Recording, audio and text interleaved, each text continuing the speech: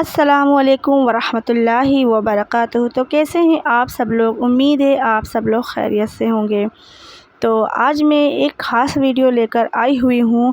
جو اسرائیل اپنے آپ کو بادشاہ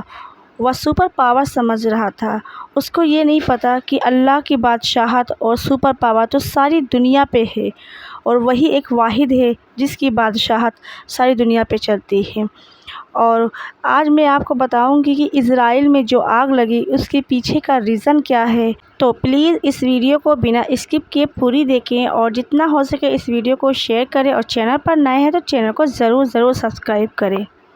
اسرائیل اس وقت اپنے اتہاس کی سب سے خطرناک آگ کی لپٹوں میں جل رہا ہے، مگر کیوں؟ تو اس کیوں کے ویسے تو بہت سارے جواب ہیں جو پچھلے کئی دنوں سے دنیا بھر کے الگ الگ نیوز چینلز اپنے اپنے حساب سے دے رہے ہیں، مگر اس کیوں کا وہ ایک جواب، یا آپ کہہ سکتے ہیں کہ اس آگ لگنے کی وہ ایک وجہ کہ جو سب سے بڑی اور سب سے اہم وجہ بھی ہے، اور جس پر بہت کم لوگ ہی فوکس کر رہے ہیں، وہ دراصل کچھ اور نہیں بلکہ نیلے کلر کا یہ باکس ہے۔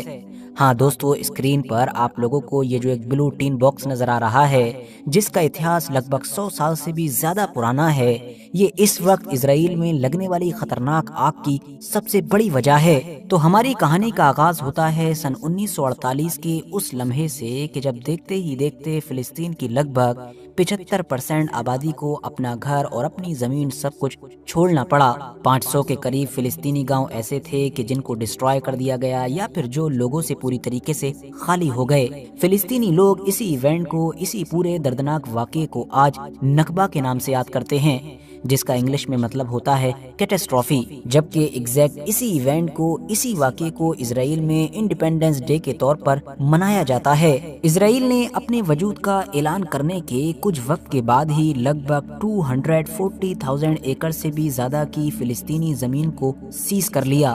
یہ دراصل ان لوگوں کی زمینیں تھیں کہ جو وہاں سے نکال دیے گئے تھے اور جن کے واپس آنے پر بھی روک لگا دی گئی تھی،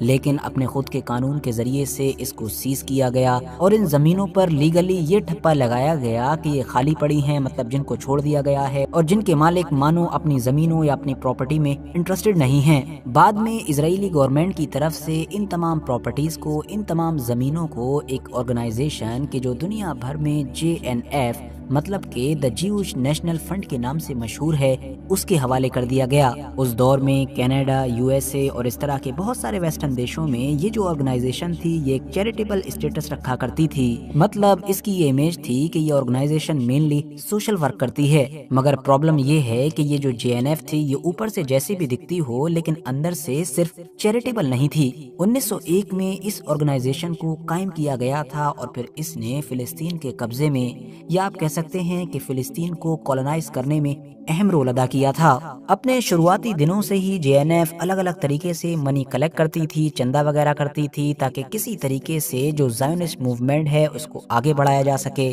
اور ان اکٹھا کیے گئے پیسوں کے ذریعے سے فلسطین کی زیادہ سے زیادہ زمین کو خریدا جا سکے، جہاں پر پھر یورپین سیٹلرز کو بسایا جا سکے۔ اس سنستھا کا، اس آرگنائزیشن کا نعرہ ہی یہی تھا، جو اس کے ہر کام پر نظر بھی آتا تھا، کہ redeems the land of Israel for the people of Israel. JNF جو منی کلیکشن کیا کرتی تھی، اس میں اس کے یہ بلو ٹین باکسز، مطلب کہ یہ نیلے کلر کے جو اسپیشل ڈبے تھے، یہ بھی اہم کردار ادا کیا کرتے تھے۔ ہسٹوریکل ریکارڈز بتاتے ہیں کہ سیکنڈ ورلڈ وار کے دور میں JNF نے دنیا بھر کے یہودیوں میں لگ بھگ 1 ملین یعنی کہ 10 لاکھ کے قریب ان باکسز کو بٹوایا تھا۔ دنیا بھر میں پھیلے ہوئے ان ڈبوں کے اندر اب اگر کوئی بھی زائونسٹ، کوئی بھی یہودی ایک سکہ بھی ڈالتا تھا تو اس کا استعمال فلسطین میں زمین خریدنے کے لیے یا پھر پیڑ لگانے کے لیے کیا جاتا تھا۔ مگر ساتھیوں، لمبے وقت تک کی گئی ان لاکھ کوششوں کے باوجود بھی JNF نکبہ سے پہلے تک کچھ خاص کامیاب نہیں ہو سکی تھی، کیونکہ مئی 1948 تک بھی اتنے سالوں کی محنت کے بعد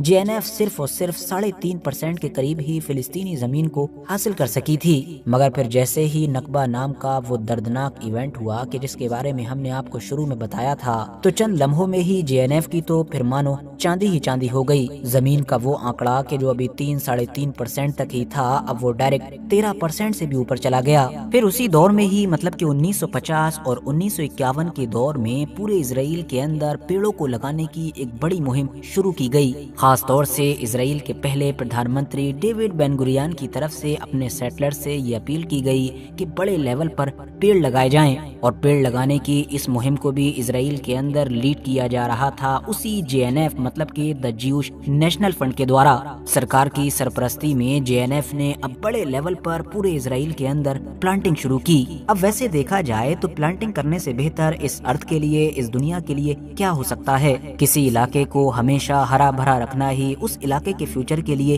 سب سے اچھی بات مانی جاتی ہے۔ اسرائیل نے بھی اس دور میں جب یہ بڑی مہم چھیڑی تھی تو دنیا کے سامنے اس نے بھی یہی دکھایا تھا، یہی میسج دینے کی کوشش کی تھی، یہی نعرے دیے تھے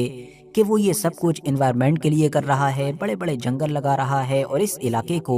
کہ جو ریگستان اور سوکھے موسم کے لیے جانا جاتا ہے اس کو ہرا بھرا کرنا چاہتا ہے۔ مگر دوستو حقیقت تو یہ تھی کہ اس پوری مہم کے پیچھے اسرائیلی گورنمنٹ اور خاص طور سے JNF کا کچھ اور ہی منصوبہ چھپا تھا، اور وہ منصوبہ تھا کہ ان پیڑوں کے ذریعے سے، ان جنگلوں کے ذریعے سے فلسطینیوں کی زمینوں پر، فلسطینیوں کی پراپرٹیز پر، ان کے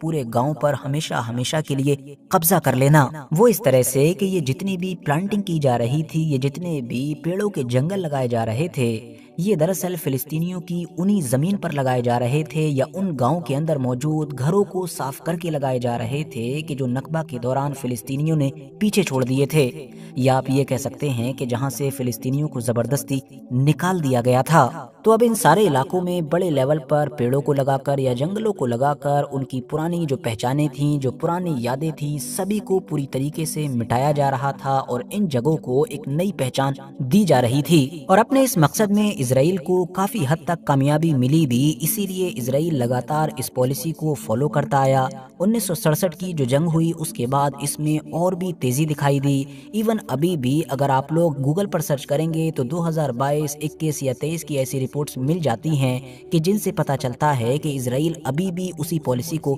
فالو کر رہا ہے۔ مطلب ویسٹ بینک کے علاقے میں فلسطینیوں کی زمین کو زبردستی ڈسپیوٹڈ بنا کر کبھی JNF کے ذریعے سے تو کبھی بنا JNF کے وہاں پر پلانٹنگ کر دی جاتی ہے، اور اس طرح سے چاہتے ہوئے بھی فلسطینی کچھ نہیں کر پاتے ہیں۔ لیکن دوستو یہ سارا معاملہ تو آکیوپیشن کا ہے، فلسطینیوں کی زمین کا ہے، لیکن آج کا ہمارا ٹاپک تو اسرائیل میں لگنے والی آگ تھا۔ تو آخر اس کا اسرائیل میں لگنے والی آگ سے کیا کنیکشن ہے؟ تو معاملہ یہ ہے کہ آج سے لگ بھگ 70-80 سال پہلے اسرائیل جب اس مہم کو شروع کر رہا تھا، یا آپ کہہ سکتے ہیں کہ JNF نام کی وہ آرگنائزیشن دنیا بھر کے اندر اپنے نیلے باکسز میں پیسے اکٹھا کر رہی تھی، اور پھر ان پیسوں کے ذریعے سے فلسطین میں زمین خرید رہی تھی، یا بعد میں زمین پر قبضے کر رہی تھی، اور پھر ان پر جنگلوں کو لگا کر، پیڑوں کو لگا کر ان پر اپنا قبضہ یقینی بنا رہی تھی۔ تو اس کو اس بات کا احساس بھی نہیں ہوگا کہ ایک دن آئے گا کہ جب یہی سارے پیڑ آگ بن کر اسرائیل کو جلا دیں گے، اور اس وقت اسرائیل تمام طاقتوں کے باوجود بھی کچھ نہیں کر سکے گا۔ دراصل دوستو معاملہ یہ ہوا تھا کہ 20ویں صدی کی شروعات میں جب JNF یا پھر باقی اسرائیل سے جڑے ہوئے لوگوں نے فلسطین کے ان تمام علاقوں پر زمین پر قبضہ یقینی بنانے کے لیے پیڑوں کو لگانے کی ایک بڑی مہم چھیڑی تھی، تو یہ جو پیڑ تھے یہ بھی کوئی عام پیڑ نہیں تھے، بلکہ یہ تھے پائن ٹریز، مطلب کہ ایک یوروپین پائن ٹری۔ آسان بھاشا میں آپ یہ سمجھیے کہ یہ جتنے بھی سیٹلرز تھے کہ جو فلسطین کے علاقے میں سیٹل ہونے والے تھے یا سیٹل ہو رہے تھے،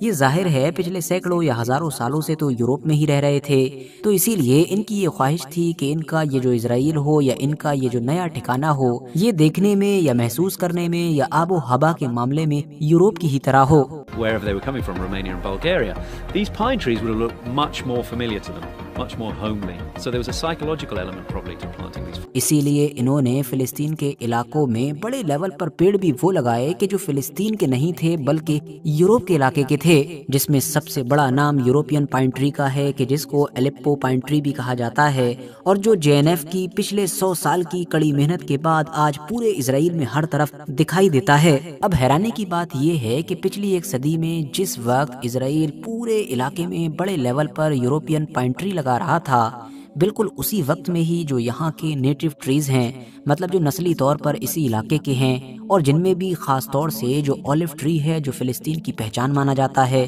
یہاں پر سینکڑوں ہزاروں سالوں سے پایا جاتا ہے، اس کو اسرائیل کے دوارا ٹارگیٹ کیا جا رہا تھا۔ اس کے جنگل ہوں، اس کے کھیت ہوں، یا پھر کسی کے گھروں یا پراپرٹیز پر لگے ہوئے پیڑ ہوں، سبھی کو صاف کر دیا جا رہا تھا، بلکہ لاکھوں کی تعداد میں اسرائیل کے دوارا ان پیڑوں کو نشانہ بنایا گیا۔ مقصد صاف تھا کہ اس علاقے سے ان پیڑوں کو ہٹایا جائے کہ جو سینکڑوں یا ہزاروں سال سے اس علاقے کی پہچان ہیں، اور اس علاقے کو ایک نیا نام یا ایک نئی پہچان دینے کے لیے یہاں پر وہ پیڑ لگائے جائیں کہ جن کا اس علاقے سے یا ان جگہ سے کوئی لینا دینا ہی نہیں ہے۔